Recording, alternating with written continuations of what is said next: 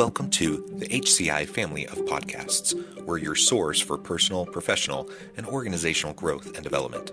We share our own original research, explore industry trends, and interview executives and thought leaders from across the globe. Join us for practitioner-oriented content around all things leadership, HR, talent management, organizational development, and change management. Maximize your personal and organizational potential with the HCI family of podcasts.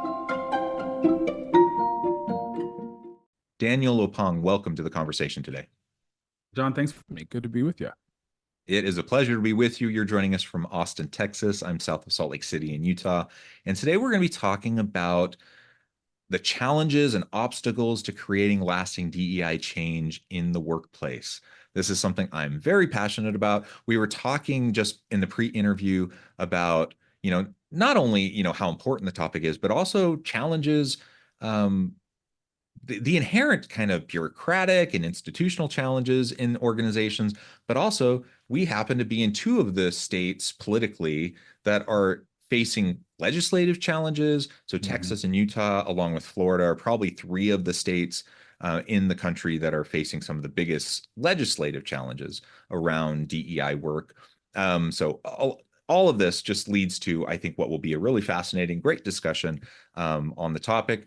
As we get started, I wanted to share Daniel's bio with everybody. Daniel Oppong is the founder of the Courage Collective, a diversity, equity, and inclusion consultancy that takes a strategic, holistic, and human-centered approach to DEI work. He is also the founder of Boundless, a platform designed to create access for Black and Brown folks pursuing careers, opportunities in marketing, consulting, and tech. I think that's wonderful. Daniel, anything you would like to add by way of your background or personal context before we dive on in? Yeah, kind of an untraditional path into the work that I'm doing now. Got my start in the nonprofit sector, working with college students. And then I went and got a master's in organizational leadership at Gonzaga University. From there, That's a great program.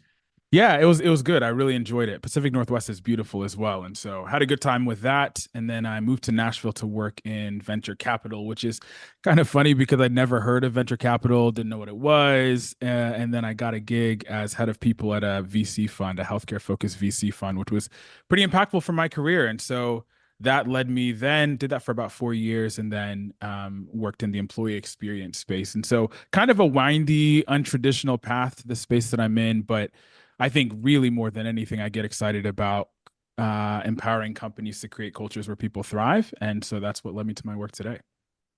Yeah, well, I will say, I think the DEI field, the DEI area often is a zigzag path for a lot of people. That's so right. That tracks, that makes a lot of sense. And honestly, what you just described seems like actually a pretty logical path to me.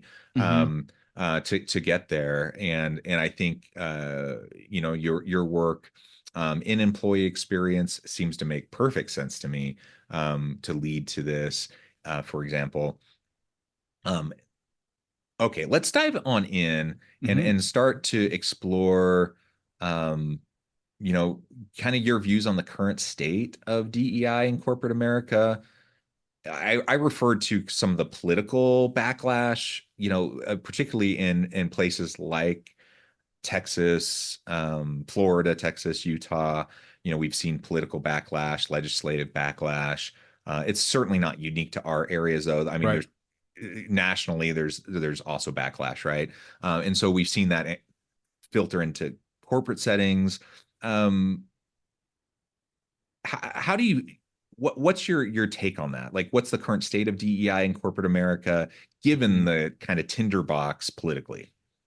Yeah, it's an interesting time to be in the space. I'd say the moment is particularly fraught in a lot of ways. I think about Newton's third law, where he says, for every action, there's an equal and opposite reaction, right? And if we look at 2020, that was a year of action. Yeah.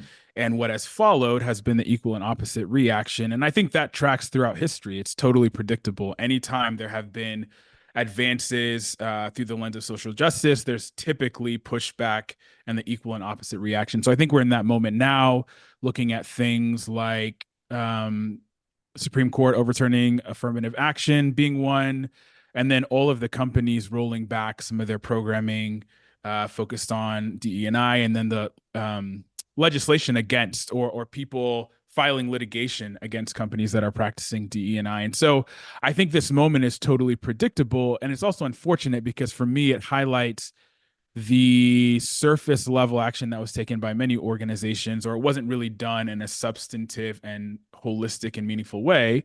And as such, when there's pushback, many companies have backed off what they said was really important.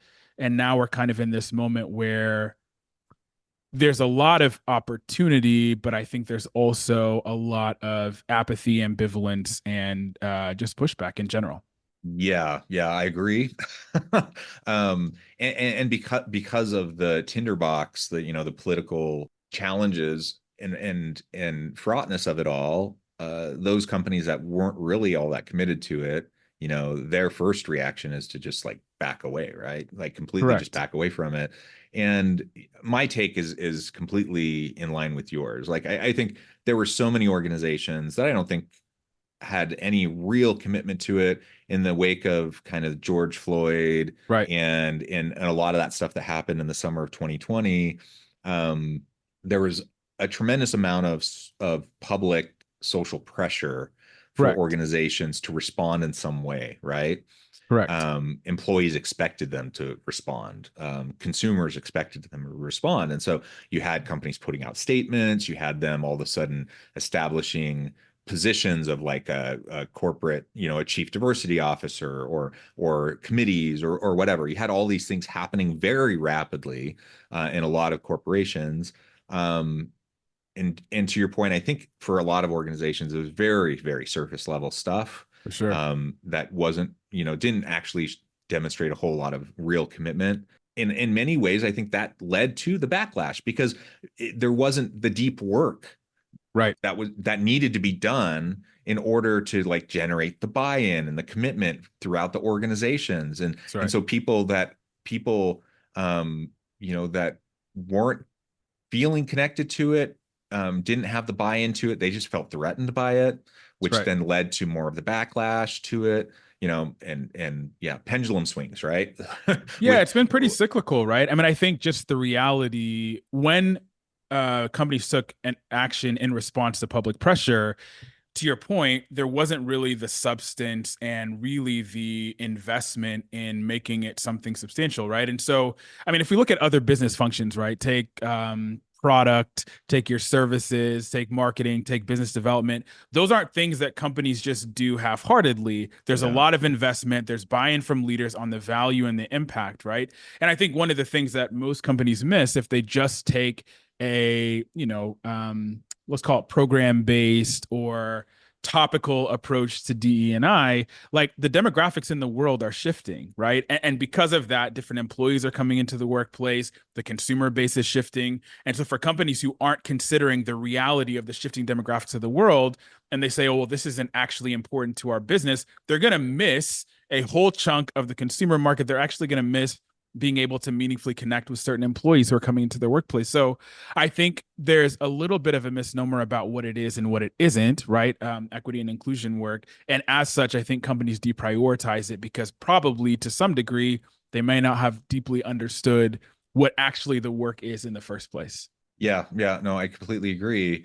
So let's go there. Like Yeah, if the pendulum swung one way and then it swung back, and now we see this political backlash, for example, that's something that deeply frustrates me here in the state of Utah. sure. I'm a university professor as well as someone who does consulting work, and so I see it firsthand in the university space because our legislature passed a whole bunch of laws that are targeting universities because they see us as mills of woke ideology, right? Right, right. And so I'm very concerned. I'm very concerned for what this means for the higher education space. Um, and for the first time, I'm really considering, is this a place I'm going to stay? Like I don't want to Totally. stay in an environment where I don't actually have academic freedom, where I don't actually, where I'm being censored in what I can say and what I can teach and like what I Right. can do research in and whatever. And and that's kind of where it seems like it's going. Um, so that's a concern I have, but I also have real concerns about like the actual work of like the important work of doing diversity, equity, inclusion stuff that's going to be impactful to organizations and help marginalized communities, etc. Yeah, like with the pendulum swings back and forth, like do you see an opportunity in the near future for like a level set, like a pendulum swing back where we can like balance out, or do you feel like we're still in this backswing where we still have to weather that storm for a while? Yeah, I mean, like I said, I think throughout history it has been pretty cyclical. So when you see advances, there's typically the pushback, and I think when I look at what's ahead for the industry, my guess is that there will be continued pushback. I think the election will be interesting as it pertains to the rhetoric and how we're thinking about kind of inclusion more broadly. But then I also think the industry will probably reinvent itself in different ways. Maybe it's different language, maybe it's a different branding or title as it pertains to DEI. But regardless, like I said, I mean, what we think about as DE&I work is like, how do we prioritize the human experience at work?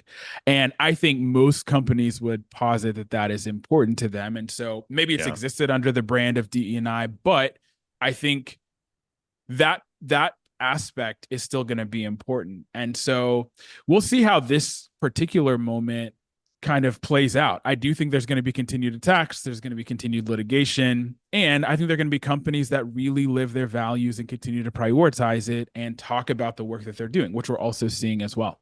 Yeah, so if that's the case, as we try to continue to prioritize it, what would you say are some of the best ways that we can, positively prioritize it to make the types of lasting change that I think you and I would hope for, that, many people in the space are hoping for long term?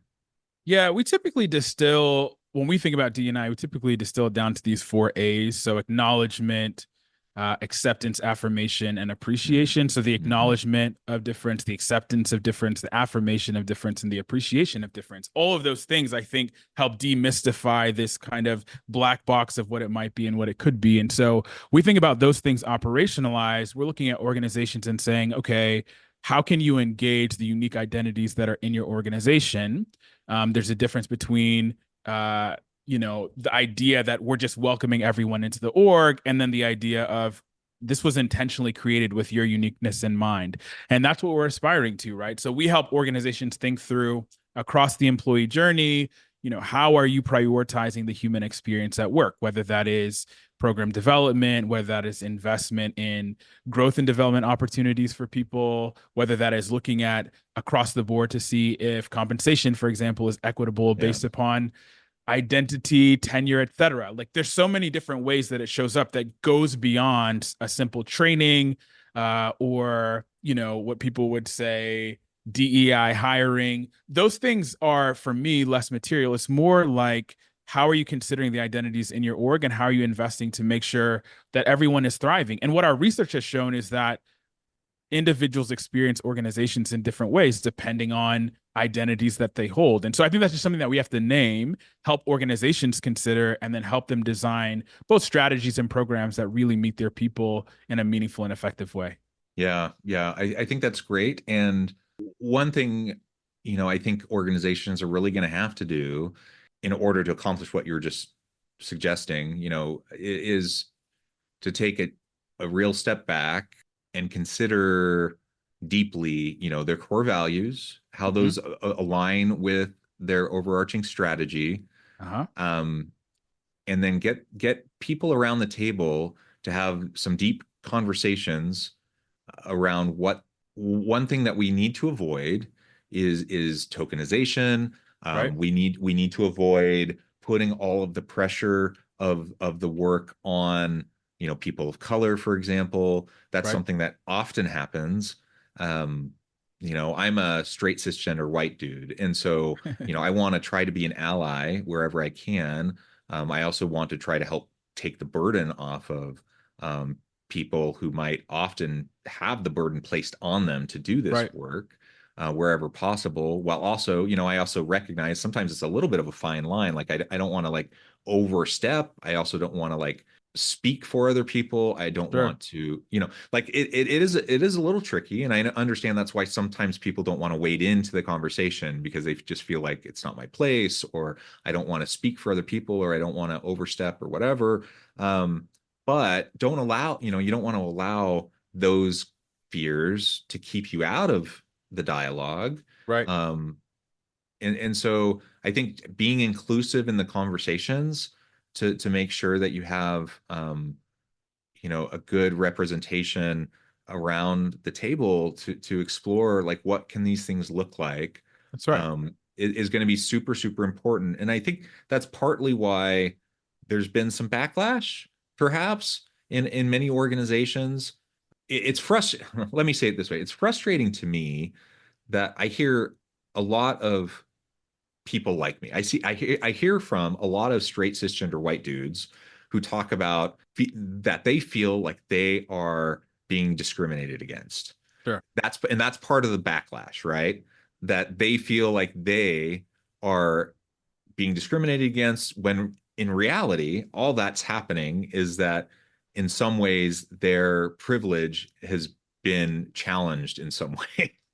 Right. you know um and so they're not being discriminated against, but in some ways the world that has been built for them, the systems that have been built for them are now being equalized, or there are being other opportunities created for people that haven't had the same privileges that they've had all their lives. And so, but I hear that constantly. I hear that Sure. in the circles I run in all the time, that other straight cisgender white dudes are feeling it, and that's a big part of the backlash, right? Yeah. Yeah, I think so. But what I would two things I would say to that. Number one, it's not a zero sum game. I think the No, idea of that, course not. Yeah, right? I think the idea that one person experiencing a more equitable organization or a more equitable society means that it inherently takes from someone else, like that is a misnomer. And so I think we live in a society where so much has been reduced to it being a zero sum game. If one person advances, that means I'm threatened. That doesn't have to be the case. So I yeah, think that is the first thing. And then I think the second thing we have to consider is like when we look back on the genesis of programs like this in the first place, the reason why they existed is because certain people, certain identities weren't experiencing society, culture, life in a more equitable fashion. And so right, some of these programs were set in place to help acknowledge and right the inequities of the past. And so to right, me, like if we lived in an equitable society, there likely wouldn't be any need for equity and inclusion programs in the first place. But because we do right. not, that is the genesis. And so to me, I think it's a major misnomer. It's not a zero sum game. And then I think also they need to exist in order to help create equity and parity where there hasn't been. Yeah, I 100% agree. Um, which is why I get so frustrated when I hear that Sure. argument. Totally. And yet those are persistent arguments, right? And Sure. politically, like in the political realm, it's one of the reasons why you know the pushback happens and why the argument persists. And so, I think we have to gently continue to push back. And why I think in particular, it's one thing for, a person of color or someone who's LGBT or whatever, pick whatever group. It's one thing for them to push back on that argument. Um, and I think they can be readily dismissed. I think, Yeah. right? But I need to push back on those Right. arguments. Right. I think that is where it has to happen, because Sure. if I'm not pushing back, um, you know, they can still dismiss me. They can say I'm some like woke liberal or whatever. They can throw around those terms, but you know, I think I have a better chance of like pushing back and making the argument and trying to say what you just said in Mhm. hopefully a way that they maybe can hear, hopefully. Um, and ultimately, my desire is not to I don't want to discriminate against anybody. Like I want Right. everybody to thrive. I want everybody to have opportunity. I want everyone to have amazing experiences in the workplace. I want Yep. everyone to fulfill their potential. That is my goal. And the reality is, society has been set up in such a way, and workplace systems have been set up in such a way that it has disproportionately benefited certain groups, and it has disproportionately negatively disadvantaged other groups. That's right. And that's why we have all of this to try to fix it and to try to make things better. And that's all we're trying to do. And the pendulum swings back and forth. I agree. I think we'll continue to see shifts. We'll continue to see adjustments. I remain cautiously optimistic, and I think I think we have to maintain some optimism. We have to continue to fight and put the effort forward to try to make positive change. And I believe that positive change can have the impact that we want over time. Sure. But it's going to take continued effort, and there's no way around that. Yeah, I mean, I think it takes all of us. Everyone has their own sphere of influence, and I think in order to see a more equitable society, for people to feel a sense of belonging, I think everyone is required to make that happen. So I agree with you. Well, this has been a fun conversation. I wish we had like 2 more hours. Yeah, right. But I know at the time I'm going to have to let you go. But before we wrap things up, I wanted to give you a chance to share with the audience how they can connect with you, find out more about your work, your team, and then give us a final word on the topic for today. Sure. Yeah. So you can find our website, thecursecollective.co. You can also find us on LinkedIn, and then you can find my personal LinkedIn, Daniel Oppong. So those are the easiest places to find us. As far as our work goes, yeah, I mean, I think high level, we help companies prioritize the human experience at work and substantiate some of the items that we've been talking about today. So for us, that looks like talent management strategy, people development, learning and development. Those are some of the areas where we focus on. And so I think as it pertains to this topic specifically, my hope is that we can continue to focus on the world we want to create, Yeah. less on the things that we're looking to continue to deconstruct. Like, what is this better world look like that we're aspiring to?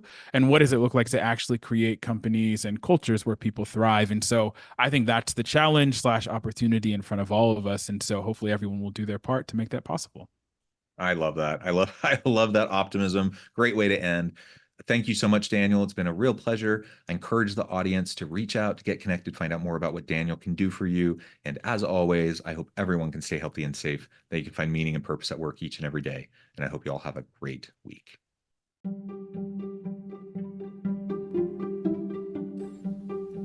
Thanks for joining us for this episode of the podcast. We hope you stay healthy and safe, and please join us again soon.